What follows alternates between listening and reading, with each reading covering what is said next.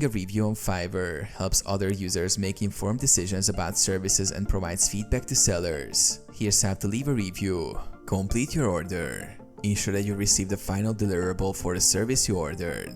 You can only leave a review once the order is marked as complete. Go to your orders. Log into your Fiverr account and click on your profile picture in the top right corner. From the drop-down menu, select Orders to view your completed orders. Find the completed order.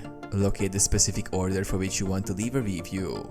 Click on it to open the order details. Leave a review. Once you're on the order page, look for the Leave a Review button. Click on it and you will be taken to the review submission page. Rate and comment. Rate the service by selecting the number of stars and write your feedback in the comment section. Be honest and specific about your experience. Submit your review.